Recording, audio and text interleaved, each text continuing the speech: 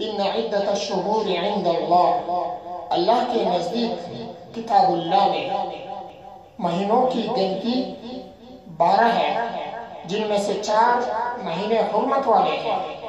ان حرمت اور عظمت والے مہینوں میں سے ایک مہینہ محرم الحرام ہے۔ آج محرم الحرام کی 8ویں تاریخ ہے۔ اس مہینے میں ہم نے کرنا کیا ہے؟ آپ صلی اللہ علیہ وسلم نے اس مہینے کے اندر کیا کیا ہے؟ امت کو کیا ترغیب دی ہے؟ اس مہینے کے اندر خاص طور پر احادیث کے اندر 2 باتیں مذکور ہیں۔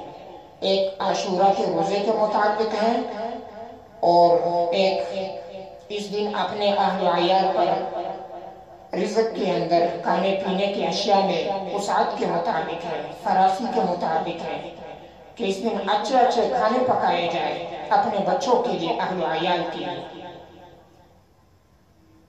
سیدنا عبداللہ بن عباس رضی اللہ تعالیٰ عنہ فرماتے ہیں کہ آپ صلی اللہ تعالیٰ علیہ وسلم 2 قسم کے روزوں کا انتہائی زیادہ اہتمام فرمایا کرتے تھے۔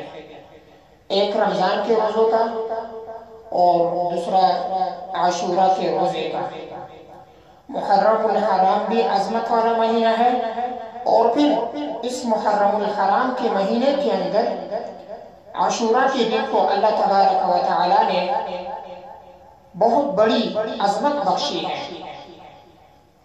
آپ صلی اللہ علیہ وسلم عاشورہ والے دن روزہ رکھا کرتے تھے۔ صحابہ کرام رضوان اللہ تعالیٰ علیہم اجمعین بھی روزہ رکھا کرتے تھے۔ مکے کے اندر پھر جب آپ صلی اللہ علیہ وسلم نے ہجرت فرمائی تو مدینے میں بھی آپ نے پابندی سے عاشورہ کے دن کا روزہ رکھا۔ سیدنا ابو قتادہ رضی اللہ تعالیٰ عنہ فرماتے ہیں کہ اللہ کے رسول صلی اللہ علیہ وسلم نے فرمایا، مجھے اللہ تبارک و تعالیٰ سے امید ہے کہ جو شخص عاشورہ کے دن کا روزہ رکھے تو اللہ تبارک و تعالیٰ اس کے گزشتہ سال کے تمام گناہ معاف فرمائے، جو صغائر گناہ ہے وہ معاف فرمائے۔ یہ روایت مسلم شریف کے اندر موجود ہے۔ ابن ماجہ میں یہ الفاظ بھی موجود ہیں، وَالسَّنَةُ الَّتِي بَعْدَهَا، یعنی 1 سال گزشتہ کے گناہ معاف ہو جائیں گے اور 1 سال آئندہ کے گناہ معاف ہو جائیں گے۔ اتنی عظمت والا دن ہے۔ اللہ تبارک و تعالی ہم کو تمام مسلمانوں کو اس دن کی قدر کرنے کی توفیق عطا فرمائے۔ سیدنا عبداللہ بن عباس رضی اللہ تعالیٰ عنہ سے ایک روایت الترغیب کے اندر منقول ہے۔